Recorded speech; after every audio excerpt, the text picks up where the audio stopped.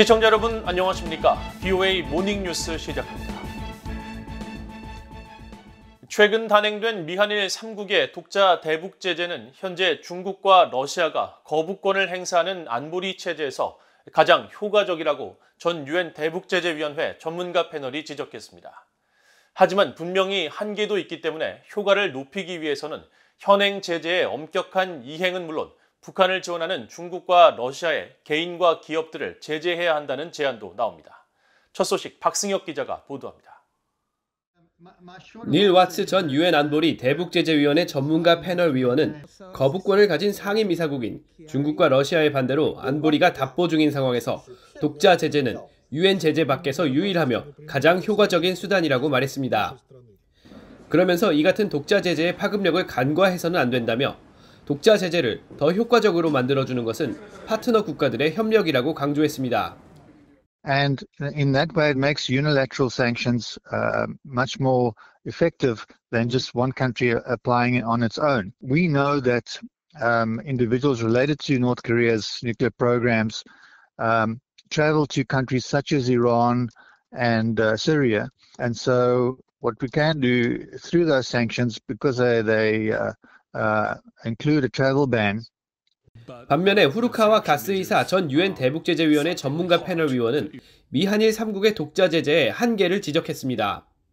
특히 미국 재무부가 북한 노동당 간부 3명만 제재 대상으로 지정했을 뿐 그들과 협력하는 개인과 단체는 지정하지 않았다면서 이런 노력들이 축적되긴 하겠지만 북한의 핵과 미사일 프로그램에 미치는 영향은 작을 것으로 전망했습니다.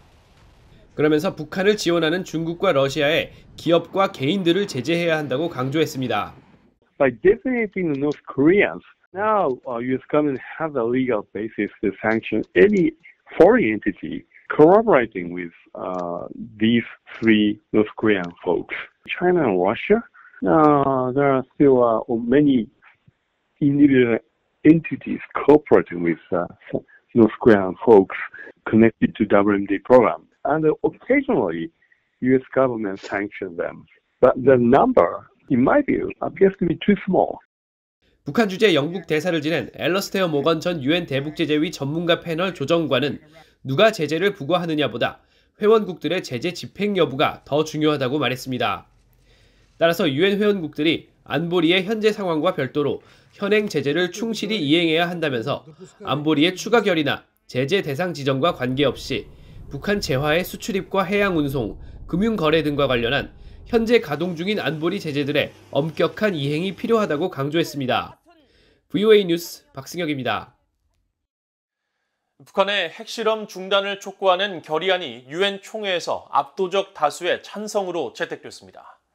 미국 뉴욕 유엔 본부에서 7일 열린 제77차 유엔 총회 본회의 표결에서 포괄적 핵실험 금지를 촉구하는 결의안 52호 가운데 북한의 과거 6차례 핵실험을 규탄하는 내용의 5항에 166개국이 찬성하고 6개 나라가 기권했으며 반대는 북한이 유일했습니다.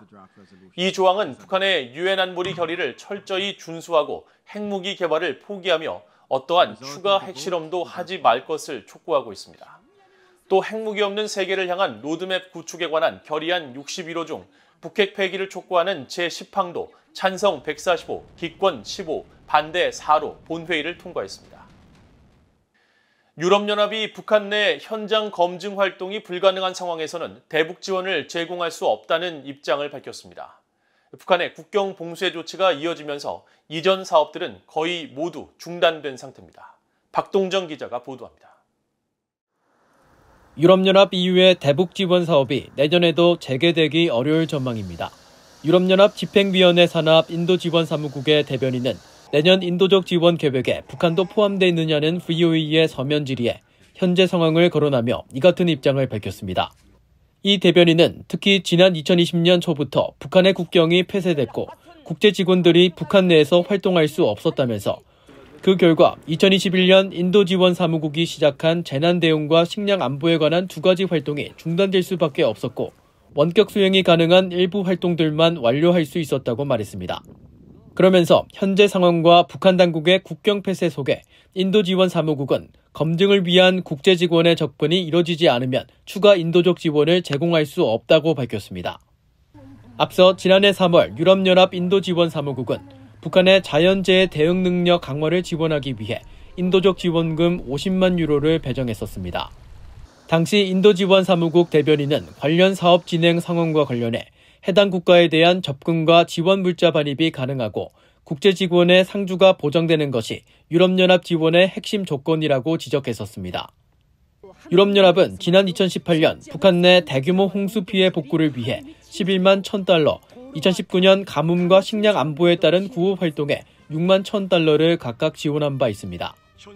북한이 신종 코로나 방역 조치를 이유로 국제지원을 모두 철수시키면서 유럽연합도 유엔과 마찬가지로 2021년부터 북한에 대한 인도적 지원 예산을 배정하지 않고 있습니다.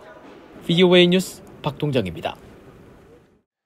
북한이 외부에서 곡물을 유입하는 것으로 추정되는 움직임이 지속되고 있습니다. 지난 한 달간 곡물 포대를 실은 선박만 17척이 발견됐는데 북한의 식량난에 따른 것인지 주목됩니다. 이런 가운데 북한의 주문 생산 방식 OEM 형태의 대중무역액이 급감한 것으로 나타났습니다. 함지하 기자가 취재했습니다. 지난 5일 북한 남포 석탄 항구를 촬영한 플래닛랩스의 위성사진입니다. 길이가 각각 150m와 90m인 선박 2척이 적재함에 석탄 대신 하얀색 물체를 싣고 있는 모습이 보입니다. 이 중 150m 길이의 선박은 지난달 29일부터 남포항에 정박했는데 약 일주일 만에 적재함을 많이 비웠습니다. 같은 기간 바로 앞 부두에는 하얀색 물체가 쌓였습니다. 선박이 하얀색 물체를 싣고 와서 부두에 하역하며 생긴 현상으로 풀이됩니다. 남포의 컨테이너 항구와 인근 일반 항구, 송림 석탄항 등에서도 하얀색 물체를 실은 선박을 쉽게 볼 수 있습니다. VOA가 지난 한 달간 이 일대 선박을 추적한 결과 이 같은 하얀색 물체를 실은 선박은 모두 17척이었습니다. 앞서 VOA는 과거 이 일대를 촬영한 고화질 위성사진을 통해 하얀색 물체가 포대더미라는 사실을 파악한 바 있습니다. 또 이 기간에 북한이 포대 단위로 운송할 수 있는 물품은 곡물인 만큼 남포 일대에서 발견된 하얀색 물체는 하얀 포대로 포장된 식량일 가능성이 있다고 보도했습니다. 북한은 통상 매년 7월에서 8월 선박을 이용해 곡물로 추정되는 하얀색 물체를 실어나르곤 했지만 이번처럼 가을과 겨울까지 지속한 경우는 흔치 않습니다. 이에 따라 올해 여름부터 집중 조명돼 온 식량난으로 북한이 수개월 동안 외부에서 식량을 들여오는 것인지 주목됩니다.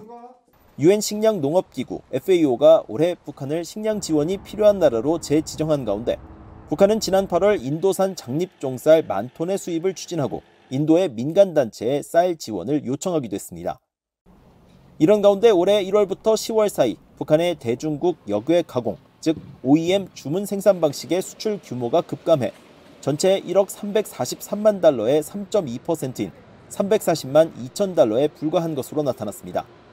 북한은 신종 코로나 바이러스 이전인 2019년 전체 대중 수출의 약 40%를 손목시계와 신발, 장난감 등 역외 가공 형태의 무역으로 채웠는데 북중 무역이 재개된 지금도 이전 수준을 회복하지 못하고 있는 것으로 분석됐습니다. I kind of think what happened is with the border closure that the companies that were doing this all went out of business. And so now the businesses are crippled and they can't hire people to do them. It takes a while to rebuild them. 브라운 교수는 또 북한의 대중 수입이 빠른 회복세를 보이는 것과 대조적으로 대중 수출액은 여전히 낮은 수준이라면서 무역 적자 폭이 계속 커지는 만큼 북한은 하루속히 대중 수출을 회복해야 할 것이라고 지적했습니다. VOA 뉴스 함지아입니다.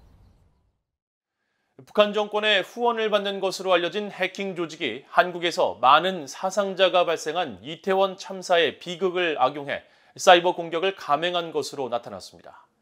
세계 최대 인터넷 기업인 구글의 위협 분석 그룹은 7일 발표한 보고서에서 지난 10월 말 북한 해킹 조직 APT-37의 소행으로 보이는 사이버 공격 시도를 포착했다면서 이들은 이태원 참사 대처 상황 보고서로 위장한 악성 코드가 담긴 문서를 배포하고 피해자들이 문서를 내려받도록 만들었다고 지적했습니다.